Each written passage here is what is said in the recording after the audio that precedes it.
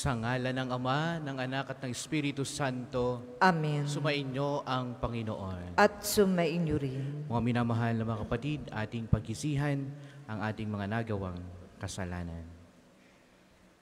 Inaamin ko Sa makapangyarihang Diyos at sa inyo mga kapatid, na lubha akong nagkasala sa isip, sa salita at sa gawa, at sa aking pagkukulang. Kaya isinasamo ko sa mahal na Birheng Maria, sa lahat ng mga anghel at mga banal, at sa inyo mga kapatid, na ako'y panalangin sa Panginoong ating Diyos. Kaawaan tayo ng makapangyarihang Diyos, patawarin tayo sa ating mga kasalanan, at patnubayan tayo sa buhay na walang hanggan. Amen.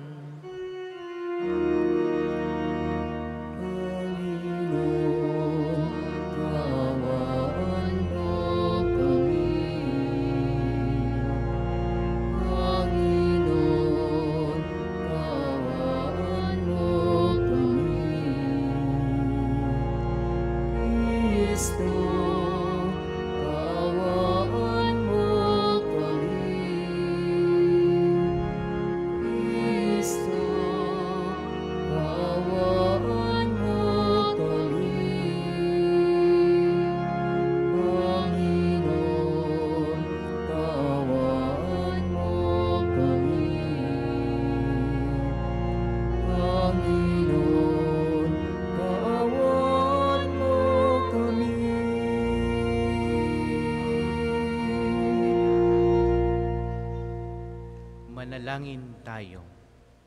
Ama naming makapangyarihan, ang paglingkurang ka ayon sa iyong kasiyahan ay kalob na iyong ibinibigay sa iyong mga hinirang.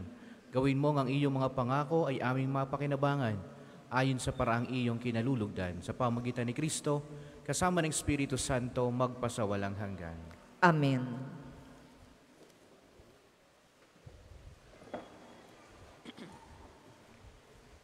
Pagbasa mula sa sulat ni Apostol San Pablo sa mga taga-Efeso.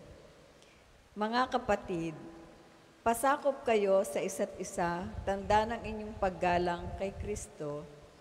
Mga babae, pasakop kayo sa inyong asawa tulad ng pagpapasakop ninyo sa Panginoon, sapagkat ang lalaki ang ulo ng kanyang asawa, tulad ni Kristo na siyang ulo ng simbahan, na kanyang katawan at siyang tagapagligtas nito. Kung paanong nasasakop ni Kristo ang simbahan, gayon din naman ang mga babae dapat pasakop ng lubusan sa kani-kanilang asawa. Mga lalaki, ibigin ninyo ang inyong asawa, gaya ng pag-ibig ni Kristo sa simbahan. Inihandog niya ang kanyang buhay para rito upang ang simbahay italaga ng Diyos matapos linisin sa pamamagitan ng tubig at ng salita. Ginawa niya ito upang maiharap sa kanyang sarili ang simbahan, marilag, banal, walang batik at walang anumang dungis o kulubot. Dapat mahalin ng mga lalaki ang kani-kanilang asawa tulad ng sarili nilang katawan. Ang lalaking nagmamahal sa kanyang asawa ay nagmamahal sa kanyang sarili.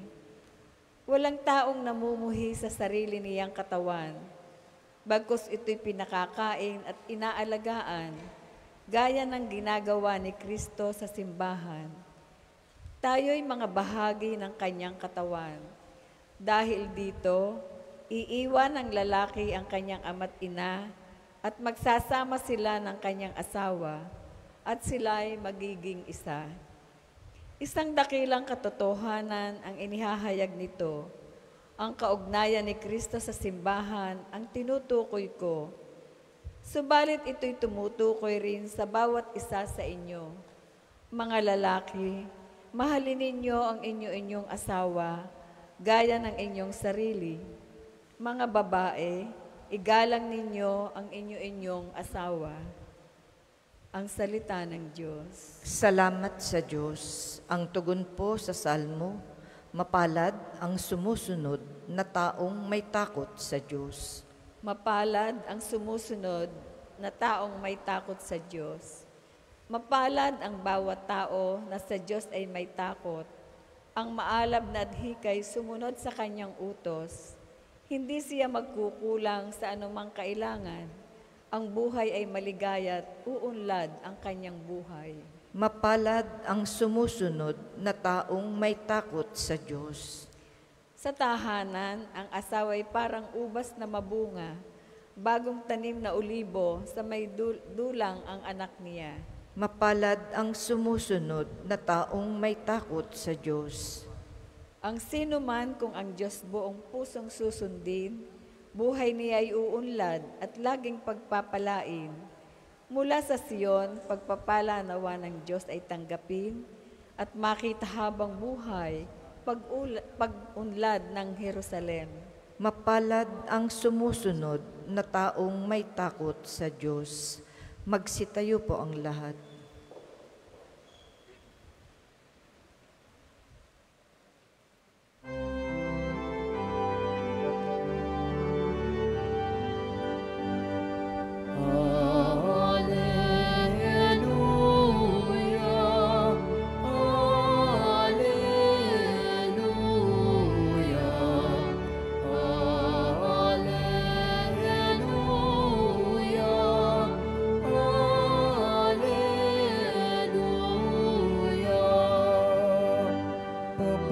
Sa Diyos Ama, pagkat ipinahayag niya, hari siya ng mga aba.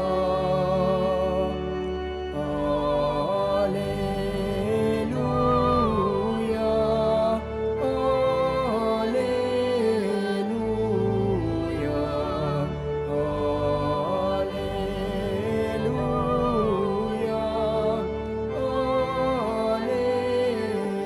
Alleluia,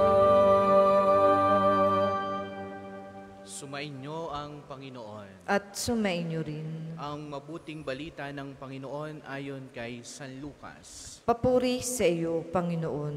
Noong panahong iyon, sinabi ni Jesus, ano ang katulad ng paghahari ng Diyos? Saan ko ihahambing ito? Katulad ito ng isang butil ng mustasa na itinanim ng isang tao sa kanyang halamanan. Ito'y lumaki hanggang sa maging punong kahoy at namugad ang mga ibon sa mga sanga nito. Sinabi pa ni Jesus, saan ko itutulad ang paghahari ng Diyos? Katulad ito ng lebadurang inihalo ng isang babae sa 3 takal na harina, ano pat umalsa ang buong masa. Mga minamahal na mga kapatid, ang mabuting balita ng Panginoon. Pinupuri ka namin, Panginoong Heso Kristo. Magandang hapon po sa inyong lahat. Atin munang palakpakan, purihin ang ating Panginoong Diyos, mga minamahal na mga kapatid. At tayong nagkakatipon ngayong hapong ito, tayo dumadalangin sa Panginoong Diyos nawa, ipagkaloob sa atin, sa pamamagitan ni Padre Pio, ang mga biyayang ating hinihiling, lalong higit yung kagalingan sa ating mga karamdaman. Palakpakan natin si Padre Pio. Ating tingnan ang mapagbasang ating napakinggan. Sa unang pagbasa, ito'y tumutungkol patungkol sa mag-asawa. No? Maganda yung binanggit sa kahuli-hulihan. Mga lalaki, mahalin ninyo ang inyong asawa gaya ng inyong sarili. Sa mga may asawang naririto, talagang biblikal, sinasabi ng Diyos. At ito'y sulat ni Apostol San Pablo sa mga taga-Epeso. Mahalin ninyo ang inyong asawa. Yan ay bagay na sa lumang tipan ay talagang ang Diyos ang humirang niyan para sa inyo. Ang Diyos ang pumili niyan para sa inyo. Huwag mong iisipin na ikaw ang pumili dyan para maging asawa mo. Ang Diyos ang nagkaloob niyan sa iyo. Sa ipinagkaloob sa iyo ng Diyos. Kaya naman, anong tugon mo sa ipinagkaloob sa iyong biyayang ito na magkaroon ka ng asawa? Sabi ni San Pablo, mahalin mo. At ang sabi din ni San Pablo sa mga babae naman, sa asawa, anong tugon niya? No? Igalang ninyo ang inyong asawa. Hindi lang basta mamahalin, igagalang mo din. Irerespeto mo din siya. No? Kaya sa mga mag-asawa, no, sa pagmamahal, talagang naroon ang kasama ng pagrespeto sa isa't isa. Iginagalang mo ang iyong asawa.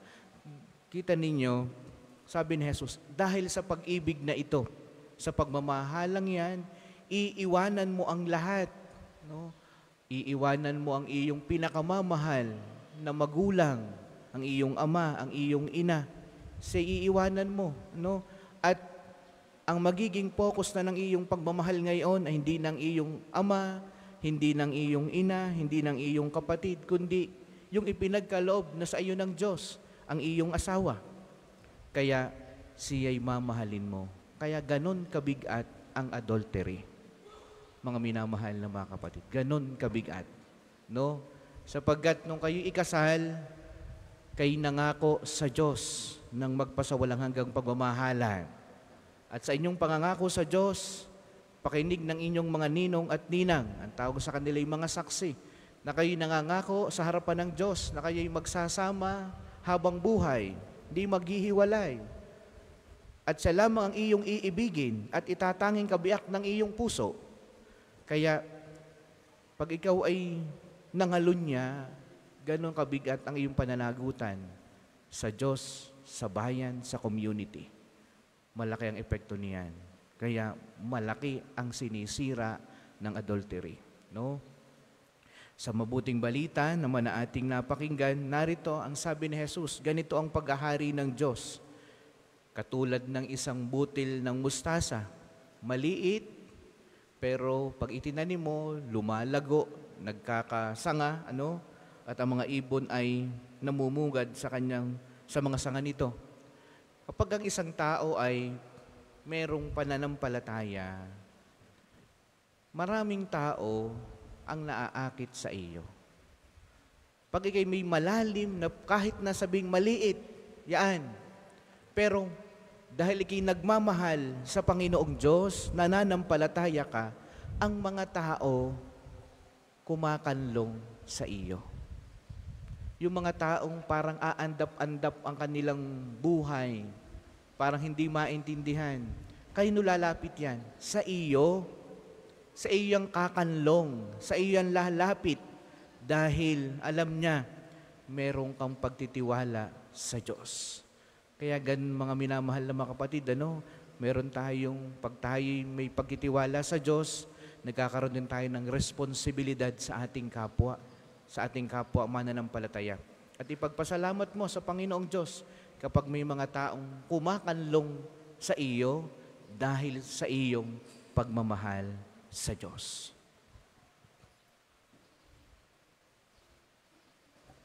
Para po sa mga maghahandog ng sobre, pakihulog na lamang po sa buslo.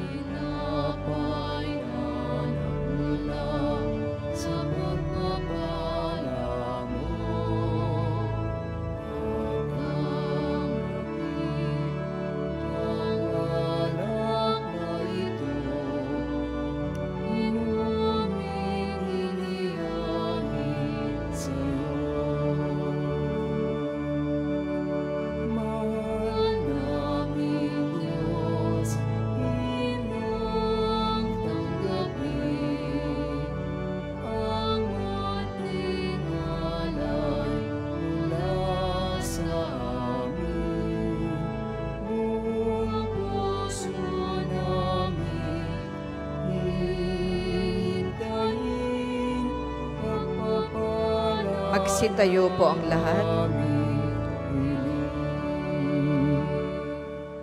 Manalangin kayo mga kapatid upang itong ating paghahain ay kalugdan ng Diyos amang makapangyarihan.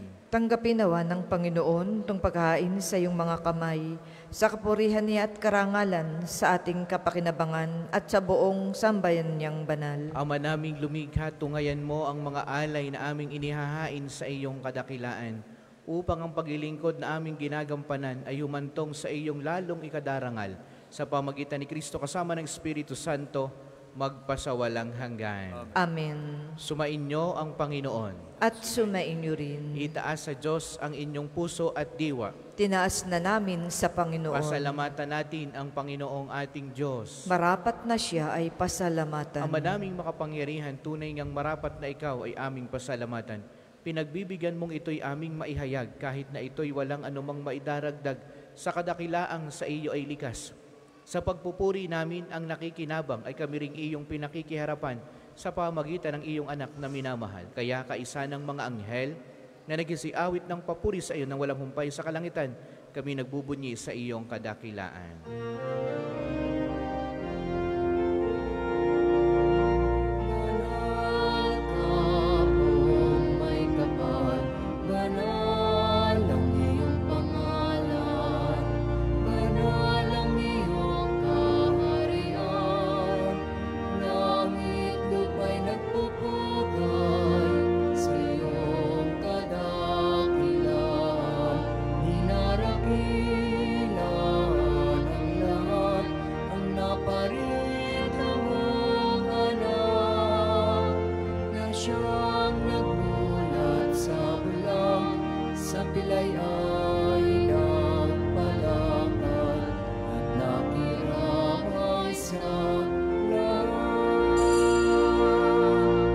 Kung hindi po kayang lumuhod, ay manatili pong nakatayo ng may paggalang.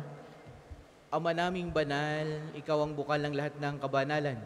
Kaya't sa pamagitan ng iyong Espiritu, gawin mong banal ang mga kaloob na ito, upang para sa amin ay maging katawan at dugo ng aming Panginoong Hesukristo. Bago niya pinagtiis ang kusang loob na maging handog, hinawakan niya ang tinapay, pinasalamatan kaniya, pinagati-hati niya iyon, iniabot sa kanyang mga alagad at sinabi, "Tanggapin ninyong lahat ito at kanin. Ito ang aking katawan na ihahandog para sa inyo."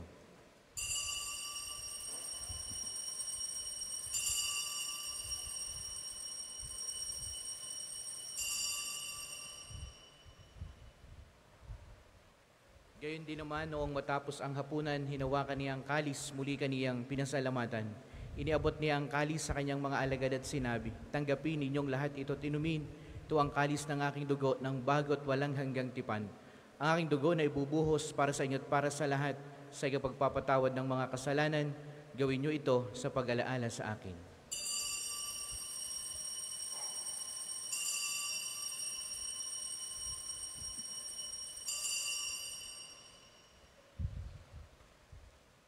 Ipagbunyi natin ang misteryo ng pananampalataya. Si Kristo'y namatay, si Kristo ay nabuhay, si Kristo'y babalik sa wakas ng panahon. Ama, ginagawa namin ngayon ang pag-alaala sa pagkamatay at muling pagkabuhay ng iyong anak. Kaya diniaalay namin sa iyong tinapay na nagbibigay buhay, tangkalis na nagkakaloob ng kaligtasan. Kami nagpapasalamat dahil kami iyong minarapat na tumayo sa harap mo para maglingkod sa iyo. Isinasamo namin kaming magsasalo-salo sa katawan at dugo ni Kristo ay mabuklod sa pagkakaisa sa pamamagitan ng Espiritu Santo. Ama, lingapin mo ang iyong simbahang laganap sa buong daigdig. Puspusin mo kami sa pag-ibig kay San Francisco na aming Santo Papa, ni Gilbert na aming Arsobispo at ng lahat ng kaparian. Alalahanin mo rin ang mga kapatid naming nahimlay na may pag-asang sila'y muling mabubuhay, gayon din ang lahat ng mga pumanaw. Kaawaan mo sila at patuloyin sa iyong kaliwanagan. Kaawaan mo at paging dapatin kaming lahat na makasalo sa iyong buhay na walang wakas. Kaisa ng mahal na Birheng Maria na ina ng Diyos, ni San Jose na kanyang kalinisan esposo. Kaisa ng mga apostol at ng lahat ng mga banal na namuhay dito sa daigdig ng kalugod-lugod sa iyo. May pagdiwang nawa namin ang pagpupuri sa ikararangal mo sa pamagitan ng iyong anak na aming Panginoong Hesukristo. Sa pamagitan ni Kristo, kasama niya at sa Kanya, ang lahat ng parangal at papuri ay sa iyo, Diyos amang makapangyarihan, kasama ng Espiritu Santo, magpasawalang hanggan.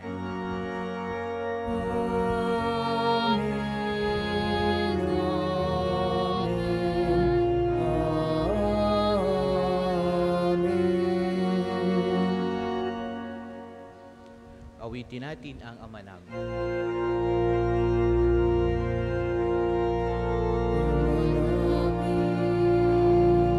Sumasalangit ka, sambahin ang ngalan mo, mapasabi ang kaharian mo, sundin ang loob mo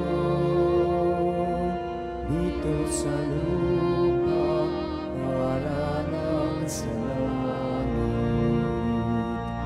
Bigyan mo kami ngayon ng aming kakanin sa araw-araw,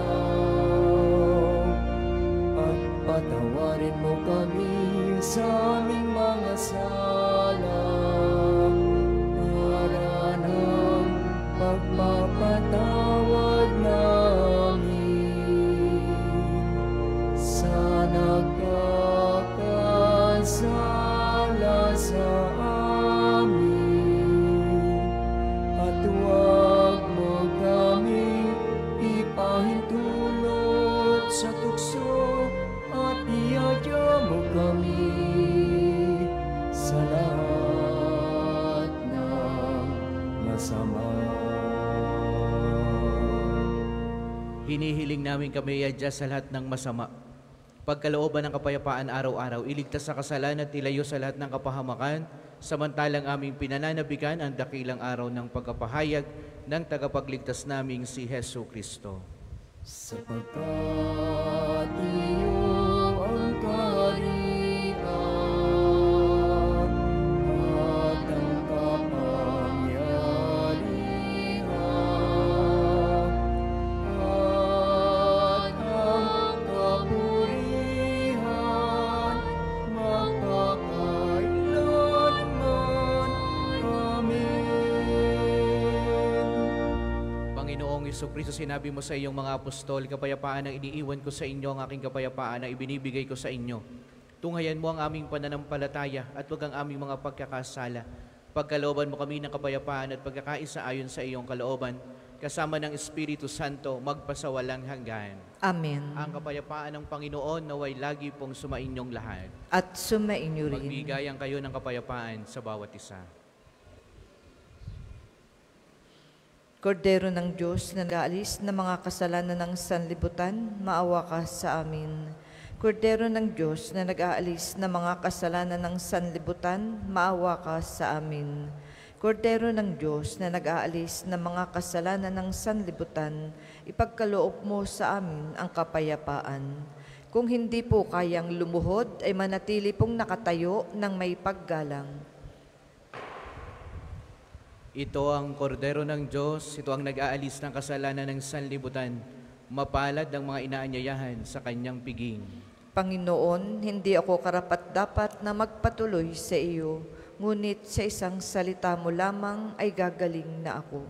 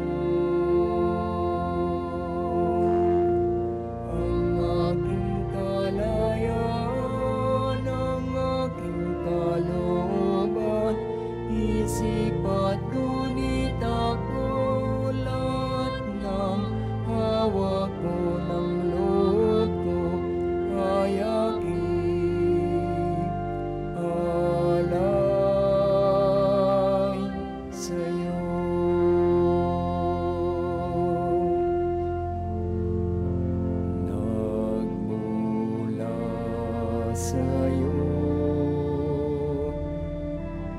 Angat ng ito.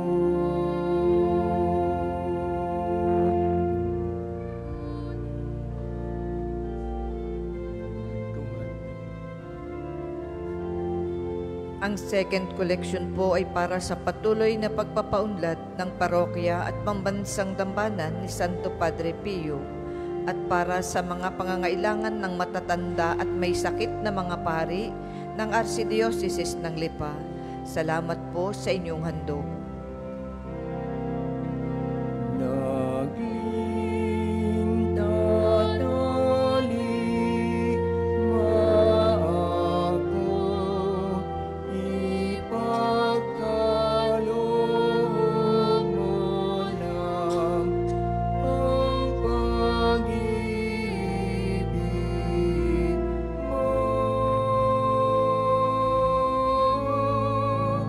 Ang lahat ay tatalikdan ko. Tatalikdan ko.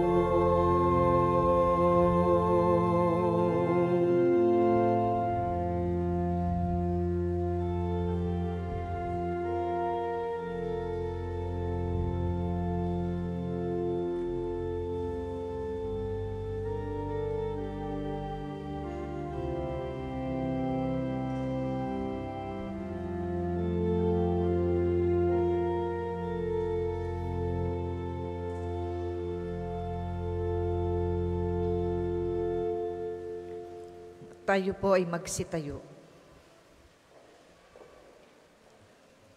Manalangin tayo. Ama naming mapagmahal, maging lubos nawa ang aming pakikinabang sa tinanggap namin sa piging mong banal, upang ang aming ginaganap ng lantaran ay siyang aming makamtang tunay sa pamagitan ni Kristo kasama ng Espiritu Santo magpasawalang hanggan. Amen. Panalangin ng pagtitiwala kay Santo Padre Pio, tayo pong lahat.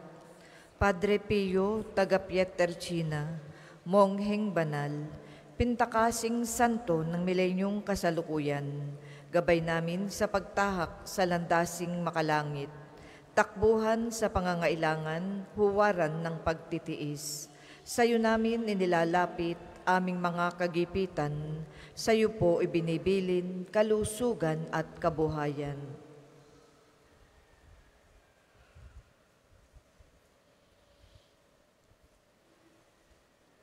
Di man karapat-dapat kami po ay pagbigyan, bendisyonan at basbasan maging ganap sa buhay.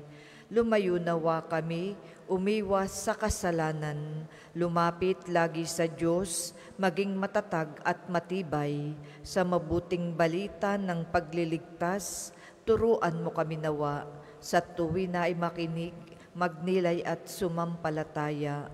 Amin pong pakiusap itong mga kahilingan, puso ay nagsisisi, nagtitikang taimtiman, di na muling magkasala, sunod lagi sa Diyos Amang, kaisa ng Espiritu at ni Jesus na tagapamagitan.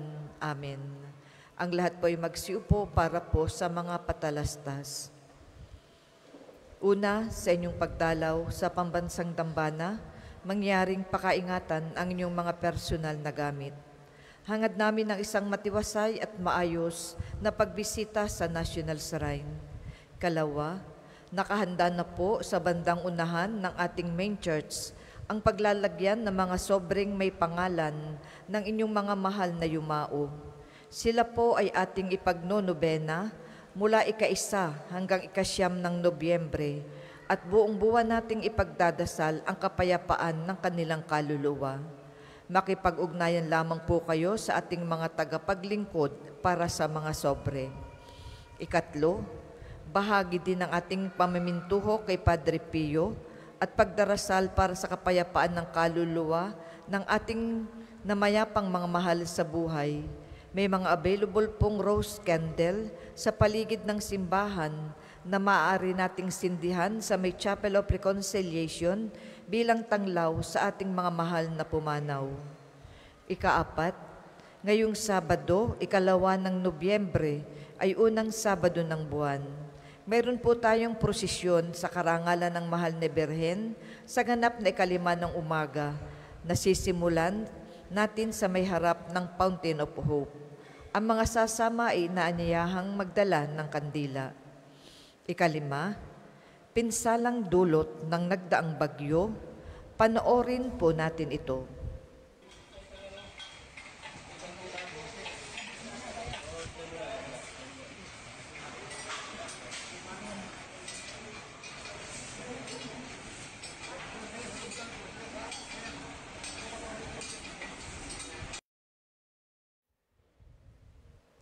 Dahil po dito, mga kapiyo, pansamantala pong wala muna tayong parking spaces na magagamit sa loob ng pambansang dambana dahil sa pagkasira ng tulay papuntang parking area. Mula po sa parking A ay may mga tao lamang na maaaring makapasok at limited parking slots ang meron dito. Maraming salamat po sa inyong pangunawa at asahan natin ang matinding traffic lalo na kung Sabado at Linggo. 6, pakinggan po natin ngayon si Archbishop Gilbert Garcera, ang Arsobispo ng Lipa.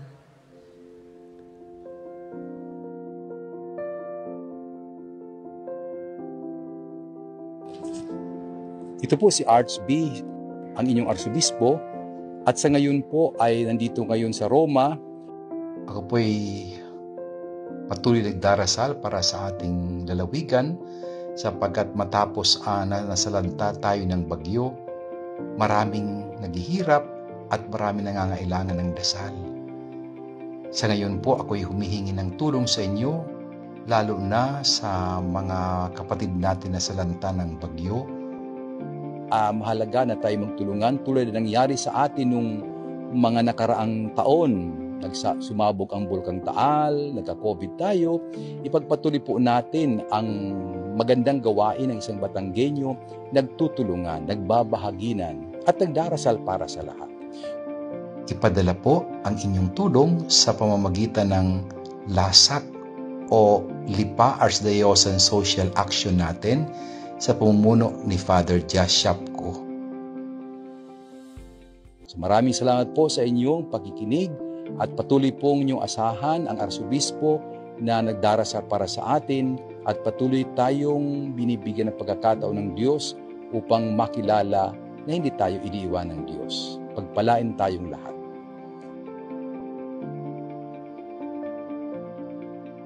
Ang pambansang dambana ni Santo Padre Pio ay handang tumanggap ng inyong mga tulong at donasyon na ating ipamamahagi sa mga kapatid nating nasalanta ng Bagyong Christine. Para sa inyong mga ibabahagi, maaari kayong makipag-ugnayan sa opisina at pamisahan o kaya'y sa mga detalyeng makikita sa screen. Ang susunod pong banal na misa ay sa ganap na 2 ng hapon. Maraming salamat po at mangyaring panatilihin natin ng kalinisan, katahimikan at diwa ng pananalangin sa loob at labas ng ating mga simbahan. Magsitayo na po ang lahat para sa pagbabasbas ng religious articles. Mga kapatid, manalangin tayo sa Diyos, Amang makapangyarihan, upang tayo maging kawangis ni Kristo sa taimtim na pagdalangin sa tulong ng mga larawan at mga dasalan. O Panginoong Diyos, Ikaw ang bukal ng lahat ng pagkapala at biyaya.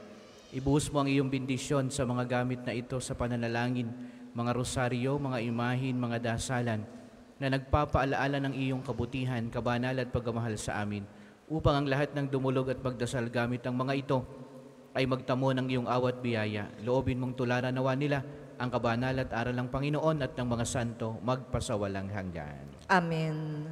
Ama namin, sumasalangit ka, sambahin ang ngalan mo. Mapasa amin ang kaharian mo, sundin ng loob mo dito sa lupa para nang sa langit. Bigyan mo kami ngayon ng aming kakanin sa araw-araw, at patawarin mo kami sa aming mga sala, para nang pagpapatawad namin sa nagkakasala sa amin. At huwag mo kaming ipahintulot sa tukso, at iadya mo kami sa lahat ng masama. Amen. Aba, Ginoong Maria, napupuno ka ng grasya. Ang Panginoong Diyos ay sumasa iyo. Bukod kang pinagpala sa babaing lahat, at pinagpala naman ng iyong anak na si Jesus. Santa Maria, Ina ng Diyos, panalangin mo kaming makasalanan, ngayon at kung kami mamamatay. Amen. Aba, Ginoong Maria, napupuno ka ng grasya. Ang Panginoong Diyos ay sumasa iyo. Bukod kang pinagpala sa babaing lahat, at pinagpala naman ang iyong anak na si Jesus. Santa Maria, Ina ng Diyos, panalangin mo kaming makasalanan, ngayon at kung kami mamamatay. Amen. Luwalhati sa Ama, sa Anak, at sa Espiritu Santo, kapara nung una, ngayon, at magpasawalang hanggan. Amen. Sumainyo ang Panginoon. At sumainyo rin. At pagpalaing kayong lahat ng makapangyarihang Diyos, ang Ama, ang Anak at ang Espiritu Santo. Amen. Ang banal na misa ay naialay na humayo kayong mapayapa. Salamat sa Diyos. Ilang mga narito kami, awit-awit ng Ave Maria, sa anak ng